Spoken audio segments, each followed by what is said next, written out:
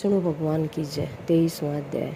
व्याग कहने लगा, हे महात्मन, भगवान विष्णु की महिमा का वर्णन और वैशाख धर्म क्या है जिससे भगवान प्रसन्न होते हैं। व्याग के इस प्रकार पूछने पर मुनि कहने लगे, हे व्याग, विष्णु भगवान सर्वशक्तिमान, निर्गुण, निश्चेष्ट, विश्व सच्चिदानंद स्वरूप है और संपूर्ण चराचर जगत के स्वामी है। अब मैं उनके लक्षण बताता हूँ, जिसे उत्पत्ति, स्थिति, संहार, आवृत्ति, नियम, प्रकाश, बंध, मोक्ष और वृत्ति होती है। पंडित लोग उसी ब्रह्मा को विष्णु कहते हैं। ब्रह्मादिक देवता सब उन्हीं के आश्रित हैं। वेद, स्मृति, पुराण, इतिहास, पंचरात्र और महाभारत भगवान के ही आत्म स्वरूप है। इनके द्वारा विष्णु भगवान को जानना जाता है। उनके जन्म, कर्म और गुणों का ज्ञान होने पर ही प्राणी को मोक्ष प्राप्त होता है। वे समस्त चराचर में व्याप्त हैं। प्रत्यक्ष रूप में आगमन अथवा अनुमान द्वारा बल, ज्ञान और सुख में प्रथम मनुष्य को जानना चाहिए। उससे 100 गुना राजा होता है। तत्वाभिमानी देवता उससे भी सहस्त्र गुने होते हैं। देवताओं से सप्त ऋषि श्रेष्ठ होते हैं। सप्त ऋषियों से अग्नि, अग्नि से सूर्य, सूर्य से बृहस्पति, बृहस्पति से वायु, वायु से इंद्र, इंद्र से पार्वती और पार्वती से जगद गुरु महादेव, उनसे बुद्धि देवी और बुद्धि से प्राण बलिष्ठ होते हैं। प्राण सबसे श्रेष्ठ है।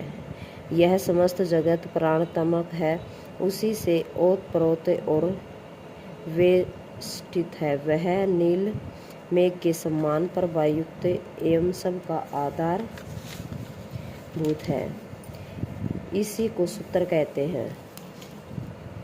लक्ष्मी के कटाक्ष मात्र से ही इसकी स्थिति है। तब व्याग ने पूछा, भगवान विष्णु की एकमात्र कृपया लक्ष्मी देवी है, उनके समान कोई नहीं है। जीव में प्राण नामक सूत्र कैसे हुआ है? मुने मुझे यह बताने की कृपया करें, परमात्मा प्राण से अधिक कैसे है? तब शंख कहने लगे, हे व्याग, प्राचीन समय में नारायण भगवान कमल योनि में ब्रह्मादिक देवता की रचना करके कहने लगा, हे मैं ब्रह्मा को तुम्हारा राजा बनाऊंगा। जो कोई तुम में से सर्वश्रेष्ठ हो उसी को तुम युवराज बना लो। जब देवताओं ने यह बात सुनी तो आपस में युवराज बनने के लिए सब विवाद करने लगे। और जब कुछ निर्णय न हुआ तो फिर भगवान को जाकर कहने लगे, हे भगवान, हमको तो कोई भी सर्वश्रेष्ठ दिखाई नहीं देता। इसका तो आप ही निर्णय करिए। भगवान ने हंसकर कहा, मेरे विराट रूप में जिसके निकलने से शरीर गिर पड़े, मैं प्रवेश करने से शरीर खड़ा हो जाएगा, वही सर्वश्रेष्ठ है। तब जयंत भगवान के पैरों से निकल गया। वह शरीर पंगु तो हो गया परंतु गिरा नहीं।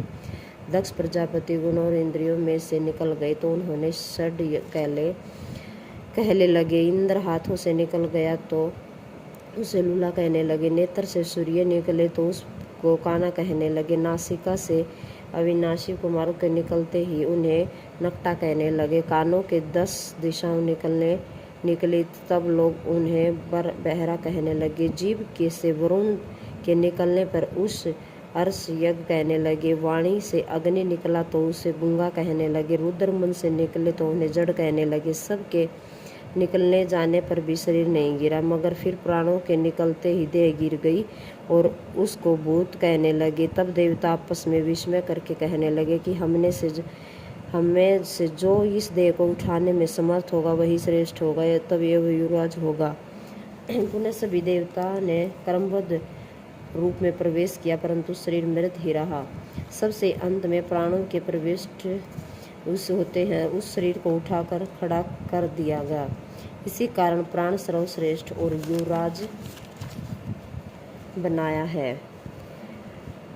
गया। प्राण के सम्मान के लिए सब सामदेव का गान करने लगे। इसीलिए स्थावर और जंगात्मक के लिए यह सृष्टि प्राणात्मक है और प्राण ही जगतपति है। प्राण बिना जगत कुछ भी नहीं है।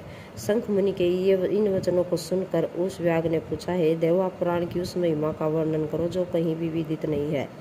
तब शंख मुनि बोले, एक समय प्राण भगवान का पूजन करने गंगा तट पर गया। वहाँ ऋषि मुनियों के साथ धरती को हल से शुद्ध किया। पृथ्वी के नीचे कवण ऋषि समाधि लगाए बैठे थे। वे हल से खींच कर बाहर आ गए और सामने प्राण को देखकर शाप देते हुए बोले, तीनों लोकों से तेरी महिमा नष्ट हो जाएगी और तुझे पृथ्वी पर कोई भी नहीं मानेगा। इस पर प्राण को बहुत क्रोध आया और वह मुनि से बोला, तूने मुझे निरपराधी को श्राप देकर उचित नहीं किया है। इसी कारण हे गणव, तू गुरुद्रोही होगा और तेरी सभी जगह निंदा होगी। हे व्याग, उसी समय से पृथ्वी पर प्राण की महिमा लोप हो गई है। कणव ने भी शाप के वशीभूत होकर अपने गुरु की हत्या कर दी और वह सूर्य का शिष्य हुआ। हे व्याग, तूने जो पूछा था वह सब मैंने बता दिया, अब और क्या पूछना चाहता है? बोलो विष्णु भगवान की जय।